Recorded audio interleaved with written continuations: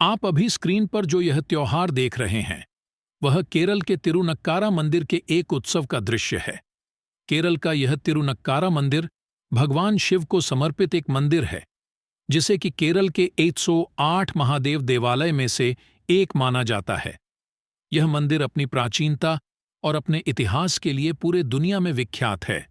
आपको यह जानकर आश्चर्य होगा कि वही केरल जो आज केरला स्टोरी जैसी कहानियां और हिंदू धर्म के बदलते स्वरूप के चलते प्रसिद्ध हो रहा है, वह कभी भगवान अगस्त की कर्मभूमि रहा था।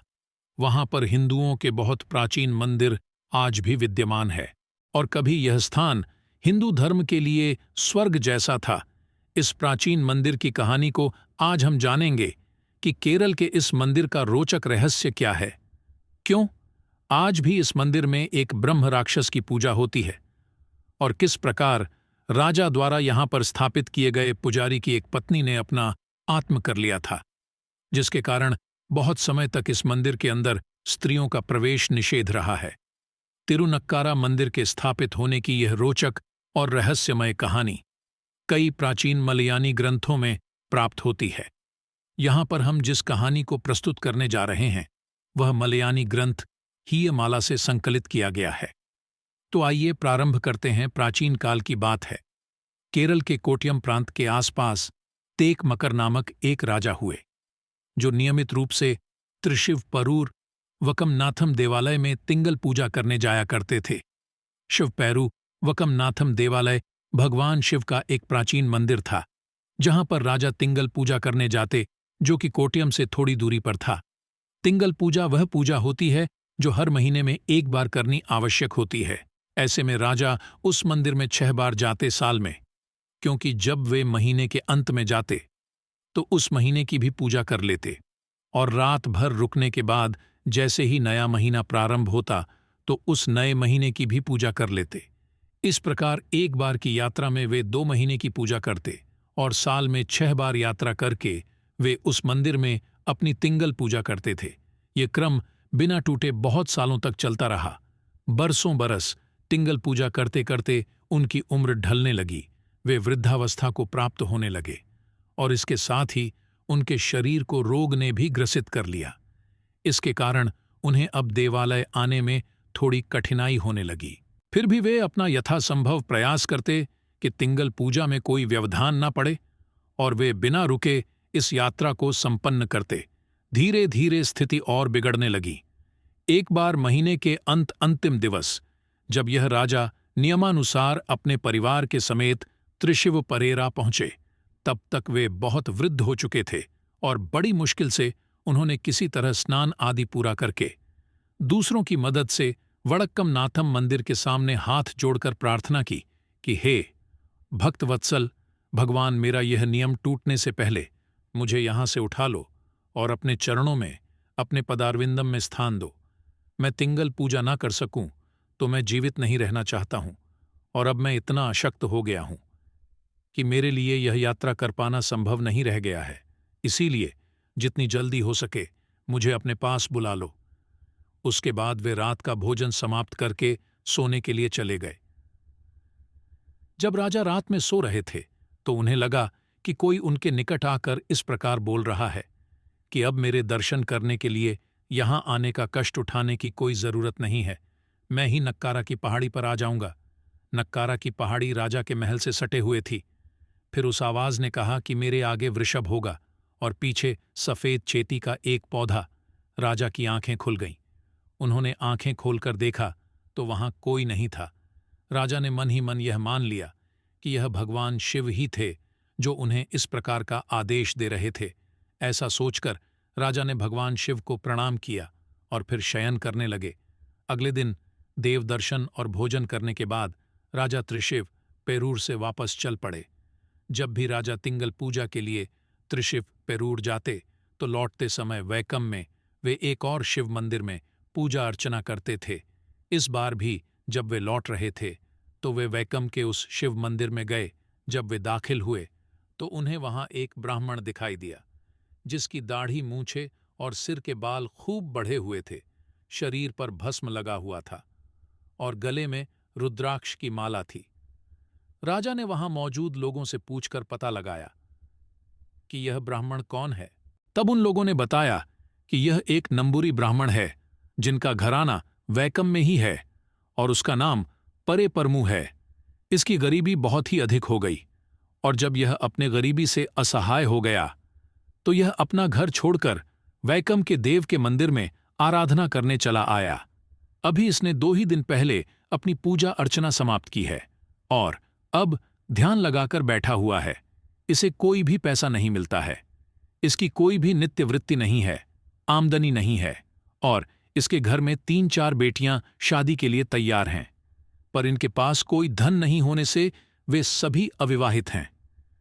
जब राजा ने ब्राह्मण की यह दुख भरी कहानी सुनी तो उसने ब्राह्मण को अपने पास बुलाया और कहा, हे ब्राह्मण देवता, यदि आप मेरे साथ चले तो मैं आपकी 1-2 बेटियों के विवाह का बंदोबस्त करके दे सकता हूं और आप हमारे यहां चलकर भगवान की पूजा अर्चना कीजिएगा।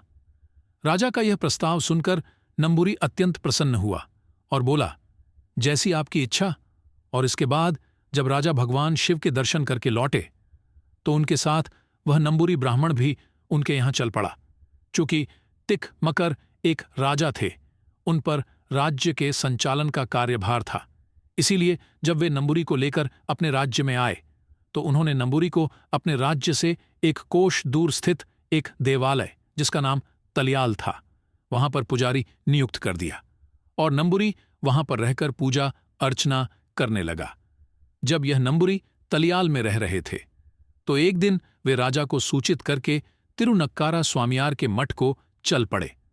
उन्होंने ऐसा यही सोचकर किया कि यदि स्वामियार से मिलकर उनसे अपनी स्थिति के बारे में बताऊं तो वे शायद मेरी कुछ मदद कर सकेंगे, क्योंकि राजा ने 2 बेटियों के विवाह की जिम्मेदारी तो ले ली थी, लेकिन अभी 2 बेटियों का विवाह करना बाकी था और नंबूरी ने सोचा कि यदि मठ इसमें मेरी सहायता करता है तो मैं आसानी से अपनी पुत्रियों का विवाह कर लूंगा। मठ में पहुंचकर परापरमू नंबूरी ने स्वामियार से अपने कष्टों की कथा सुनाई। चूंकि उस समय चौमासा शुरू हो चुका था तो स्वामियार ने उनसे अनुरोध किया कि बारिश का मौसम समाप्त होने तक वे नंबूरी मठ में ही रुके और उसके बाद उन्होंने आश्वासन भी दिया कि मैं आपकी कुछ मदद करूंगा।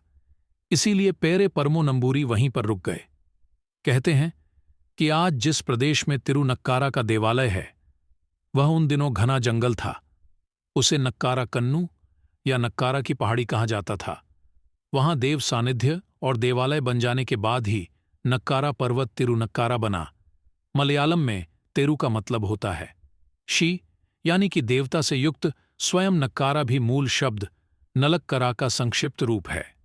स्वामियार के नौकर उस पहाड़ी की जमीन पर सूरण, अरबी आदि कंद मूलों की कृषि करते थे। चौमासे की समाप्ति पर मठ में एक भोज होता था और चूंकि इस भोज का समय निकट आ रहा था इसीलिए नंबूरी ब्राह्मण को वहां रोककर स्वामियार ने उनसे भोज में सम्मिलित होने का आग्रह किया था। जब चौमासा समाप्त हुआ और भोज का समय आया तो स्वामियार ने अपने 2 नौकरों को उस घने जंगल से सूअर और अरबी आदि खोदकर लाने के लिए कहा। जब वे 2 नौकर हाथ में खुरपी लेकर सूरण आदि निकालने के लिए गए और खुरपी से जमीन पर आघात किया तो वे यह देखकर भयभीत हो गए कि जमीन से खून निकल रहा है। वे डर गए और भागते भागते मठ में लौट कर आए। मठ में आकर उन्होंने स्वामियार को सभी बातें बता दीं। तब स्वामियार तुरंत ही उस जगह पर पहुंचे। उनके साथ वह नंबूरी ब्राह्मण भी था। वहां पर जब सावधानीपूर्वक मिट्टी हटाकर देखी गई तो उन्हें एक शिवलिंग उगा हुआ मिला, क्योंकि वहां पर भगवान शिव स्वयं से प्रकट हुए थे, इसलिए वह स्वयंभू शिवलिंग कहे गए। और ऐसा नियम है कि यदि कोई शिवलिंग तुरंत प्रकट होता है, स्वयंभू होता है, तो तुरंत ही उसकी पूजा अर्चना की जाती है। ऐसा नहीं करने पर वह अंतर्ध्यान हो जाता है और उस पूरे क्षेत्र में भयंकर महामारी आ सकती है। चूंकि वह शिवलिंग स्वामियार के मठ में निकला था, उनकी जमीन पर निकला था, इसीलिए अब वे वहां पर पुरोहित नहीं कर सकते थे। वे यजमान हो गए थे, लेकिन पूजा करना आवश्यक था। तब स्वामियार ने अपने मठ में आए हुए उस नंबूरी ब्राह्मण से कहा कि आप ही पुरोहित बनिए और आप ही इस शिवलिंग की पूजा अर्चना कीजिए। नंबूरी ब्राह्मण ने पहली बार उस मठ के नैवेद्य से भगवान शिवलिंग की पूजा अर्चना की और वे पूजा करने लगे। इसके बाद स्वामियार ने इन सब का विवरण पत्र में लिखकर उस पत्र को मकर राजा को भिजवा दिया। पत्र मिलने पर राजा समझ गए कि जो उन्हें त्रिशिव पेरूर में स्वप्न मिला था वह आज घटित हो गया है। वे अत्यंत प्रसन्न हुए और तुरंत ही नक्कारा की पहाड़ी की तरफ चल पड़े। वहां पहुंचकर राजा ने देखा कि शिवलिंग के आगे एक वृषभ है और उससे कुछ उत्तर दिशा में एक सफेद पुष्प वाली चिट्ठी का पौधा भी उगा हुआ है। अब राजा को पूरा विश्वास हो गया कि स्वयं त्रिशिव पेरूर वड़कुमनाथम ही यहां पर प्रकट हुए हैं। राजा ने अपनी तिंगल पूजा अब वहां ना जाकर के अपने घर के नजदीक ही करनी प्रारंभ कर दी। उसके बाद तिकमकर राजा ने वहां 4 गोपुर वाले अनेक मंजिलों और नाट्यशालाओं तथा पाकशालाओं से परिपूर्ण एक विशाल देवालय बनवा दिया तथा नित्यदान हर महीने के लिए एक प्रमुख दिवस, घोष यात्रा का दिवस, उत्सव का दिवस आदि निश्चित कर दिए और इन सबके लिए आवश्यक धन वस्तुओं, देव, स्वम आदि का भी इंतजाम कर दिया। तदनुसार मंदिर में नित्य 5 बार पूजा, 3 सिवेली नवकम, पंचगव्य आदि होने लगे और हर साल तुला, मीन, मिथुन इन 3 महीनों में उत्सव भी आयोजित किया जाने लगा। एक महादेवालय में जो सब गतिविधियां होनी चाहिए उन सब की व्यवस्था उस राजा ने यहां भी कर दी। इस कारण से तिरुनक्कारा का वह देवालय कुछ ही समय में अत्यंत प्रसिद्ध और लोकप्रिय हो गया। राजा ने उसे देवालय के मुख्य पुजारी के रूप में पैर परमोनंबुरी को ही नियुक्त भी कर दिया और चंगशेरी और पुण्यशेरी इन 2 घरानों के वरिष्ठ व्यक्तियों को देव के परिचारक के रूप में नियुक्त किया। फिर स्वामियार मठ के जिन 2 वृत्तियों ने शिवलिंग की खोज की थी उनके परिवार को राजा ने क्रमशः देवालय के दीपों की व्यवस्था करने और मंदिर की पाकशाला में चावल पहुंचाने का काम सौंप दिया। कोट्यम शहर के मध्य में स्थित यह मंदिर केरल की पारंपरिक स्थापत्य शैली में बनाया गया है। मंदिर के पहले प्रवेश द्वार में भगवान गणपति का एक छोटा मंदिर शामिल है जिसे कि हाल ही में बनवाया गया था। प्रवेश द्वार पार करने के बाद हम मंदिर की पवित्र श्रेणियों की ओर एक बड़ा मैदान देख सकते हैं। श्रेणियों पर एक बरगद का पेड़ है जिसे भक्तों द्वारा पवित्र माना जाता है। गुरु वयुवे कोने में स्थित है। मंदिर में विभिन्न स्थानों पर उपदेवताओं के मंदिर हैं। दक्षिण पूर्व प्रवेश द्वार में भगवान अयप्पा और गणेश जी का मंदिर है। उत्तर पश्चिम भाग में चेती का फूल है जो आमतौर पर केरल भर के कई हिंदू मंदिरों में देखा जाता है। पूर्वी खंड में भगवान सुब्रह्मण्यम और मां दुर्गा के मंदिर शामिल है और उत्तर पूर्व खंड में ब्रह्म राक्षस की स्थापना है जिसकी कहानी हम आगे आने वाले खंड में जानेंगे। मुख्य मंदिर 2 मंजिला चौकोर आकार का श्रीकोविल मंदिर है जो कि बहुत आकर्षक है और यह सुनहरे पंख से सुशोभित है। श्रीकोविल में 3 अलग अलग कमरे शामिल हैं। एक पश्चिम में गर्भगृह है जिसमें शिवलिंग की मूर्ति स्थापित है। इसके बगल में पंचलोहा से बनी पार्वती देवी की एक मूर्ति भी स्थापित है। इस परिसर में शिव और दशावतार की कहानियों को दर्शाने वाले कई भित्ति चित्र हैं। यहां पर एक खास बात और है कि मंदिर की पूरी परिक्रमा की अनुमति नहीं है क्योंकि यह एक ऐसा शिव मंदिर है जहां पर भगवान शांति के रूप में निवास करते हैं जिसे कि कोट्यम की समृद्धि का कारण माना जाता है। थिरुनक्कारा अराट उत्सवम केरल के महत्वपूर्ण मंदिर त्योहारों में से एक है जो मीन महीने में थिरुनक्कारा महादेव मंदिर में मनाया जाता है। यह 10 दिनों तक चलता है और इसकी विशेषता एक जुलूस में सुसज्जित हाथियों का चलना है। मुख्यतः यह मार्च या अप्रैल महीने में मनाया जाता है। इस साल यानी कि 2024 में यह 23 मार्च से प्रारंभ होने वाला है। जब राजा ने यह मंदिर बनवा दिया और मंदिर में पूजा अर्चना प्रारंभ हो गई तो उसके कुछ समय के बाद इस प्रदेश के लोगों को एक विकट उपद्रव का शिकार होना पड़ा। थिरुनक्कारा में या उसके अड़ोस पड़ोस में यदि कोई चावल या अन्य धान की खेती करें तो रात के समय उन खेतों का बाड़ा तोड़कर एक सफेद सांड खेतों में घुस जाता था और सारी फसल चटक जाता था। यह सांड किसका है, कहाँ से आता है और रात बीतने के बाद कहाँ चला जाता है, यह सब किसी को भी ठीक ठीक पता नहीं चल सका। ना ही कोई उसे पकड़ने में ही सफल हो पाया। जब चांदनी खिली हो तब दूर से देखने पर खेतों में वह सफेद सांड दिखाई दे जाता, लेकिन जब कोई उसके निकट जाने की कोशिश करता तो वह किसी तरह बचकर भागकर निकल जाता। इससे वहां की जनता खूब परेशान रहने लगी। खेतीबाड़ी लगभग चौपट सी होने लगी। धीरे धीरे स्थिति और भी गंभीर होने लगी और खेतों का उजड़ और जोरों शोरों से चलने लगा। एक दिन एक अच्छी चांदनी वाली रात तिरुनकारा से 2 कोश पश्चिम में स्थित वेलूर में एक परयाण यानी कि तथाकथित निम्न कही जाने वाली जाति के व्यक्ति ने उस सांड खेतों में देखकर उस पर पत्थर फेंक कर मारा। वह पत्थर साड़गुरु दूसरे के खेतों से चुराकर अपना पेट भरना पड़ रहा है। और इतना ही नहीं, आज मैं एक पयन द्वारा फेंके गए पत्थर से घायल भी हो गया हूं। यह बहुत ही खेदजनक स्थिति है। इस स्वप्न को देखने के बाद राजा की नींद खुल गई। फिर उन्होंने सोने का बहुत प्रयत्न किया, लेकिन उन्हें नींद नहीं आई। जैसे ही अगला दिन हुआ तो राजा ने अपने स्वप्न के बारे में ज्योतिषियों से प्रश्न किया। उन्हें बुलवाया और उनसे पूछा कि इस स्वप्न का फल क्या होगा। तब उन ज्योतिषियों ने बताया कि यह सांड तिरुनक्कारा के देव का ही सांड है, भगवान शिव का वृषभ है और उसके लिए मंदिर में कोई व्यवस्था न किए जाने के कारण ही यह सब उपद्रव हो रहा है। नंदी नाराज हो गए हैं और उनके लिए मंदिर के नैवेद्य में एक अंश निर्धारित कर देना चाहिए। राजा ने ज्योतिषियों और पंडितों की बात मानी और ऐसा ही किया। वेलूर के जिस खेत में उस सांड को पत्थर फेंका गया था उसे सांड नाम करके देव स्वयं को सौंप दिया, ताकि उसकी उप से सांड के नैवेद्य की सामग्री नियमित रूप से प्राप्त हो सके। आज भी उस खेत का नाम काला कंडम, मलयालम में काला माने सांड और कंडम माने खेत होता है, चला आ रहा है। इस प्रकार उस राजा ने तिरुनक्कारा देव मंदिर के लिए सब व्यवस्थाएं कर दी और वहीं अपना तिंगल पूजा नियमित रूप से करने लगे। इसी तरह कई वर्ष बीत जाने के बाद तिंगल पूजा का अपना नियम बिना भंग किए ही वे राजा एक दिन इस संसार को छोड़कर भगवान शिव के लोक चले गए। राजा की मृत्यु के बाद भी तिरुनक्कारा देव का चैतन्य और ख्याति आशातीत रूप से बढ़ने लगी। वहां पर अनेक रीति से पूजा अर्चना होने लगी। वहां रोज 5-6 चतुर्शतम और 8-10 पंदन शिव पूजा होने लगी। इसीलिए पुजारी के लिए इन सबको अकेले संभालना असंभव हो गया। तब पारे परमू नंबूरी ने तिरुनक्कारा से 3 कोश दूर पूर्व में स्थित मांगा। नम नाम के देश से मणिपल्ली नामक घरने के एक नंबूतरी को अपने अधीनस्थ पुजारी के रूप में रख लिया। इस तरह वे दोनों मिलकर कुछ वर्षों तक मंदिर में पुरोहिता करते रहे।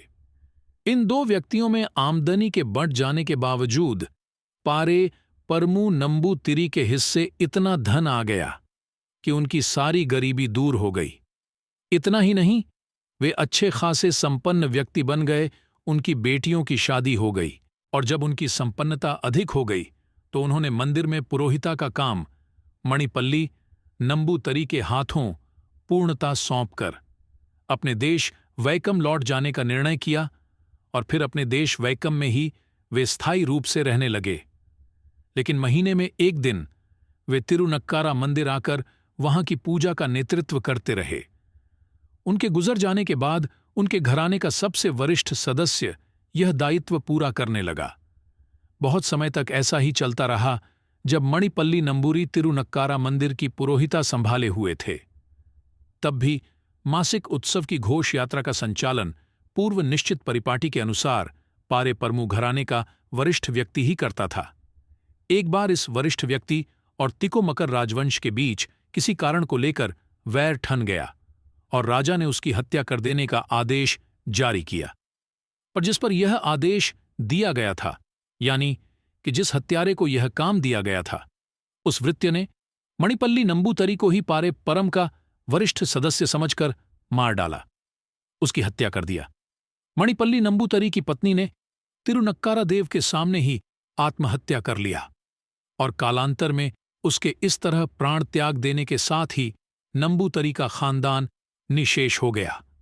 इस दुखद घटना के बाद इस मंदिर में ऐसा नियम बना दिया गया कि उसकी दीवारों के भीतर स्त्रियों को प्रवेश नहीं दिया जाएगा और जो नंबूतरी मारा गया था उसकी एक ब्रह्म राक्षस की प्रतिमा बना करके उसका एक मंदिर बना करके उस मंदिर में पूजा अर्चना की जाने लगी। फिर एक अन्य नियम भी बना दिया गया कि मंदिर के उत्सव की घोष यात्रा का संचालन पुजारी के परिवार का ज्येष्ठ सदस्य ही करें, ऐसा नियम नहीं रहेगा, बल्कि कोई भी सदस्य और खासकर कनिष्ठ सदस्य कर सकेगा। इन दोनों नियमों का पालन और उस ब्रह्म राक्षस की पूजा आज भी मंदिर में की जाती है। तो मित्रों, यह थी केरल के तिरुनकारा मंदिर की पूरी कहानी, जो कि मलयालम ग्रंथ तिहिमाल से ली गई थी। उम्मीद है कि आपको यह कहानी अच्छी लगी होगी, रोचक लगी होगी, और यदि आपको यह कहानी अच्छी लगी हो तो अन्य लोगों के साथ इसे शेयर भी जरूर कीजिएगा और अपने विचार कमेंट बॉक्स में अवश्य बताइएगा। मिलते हैं अगले वीडियो में। नमस्कार।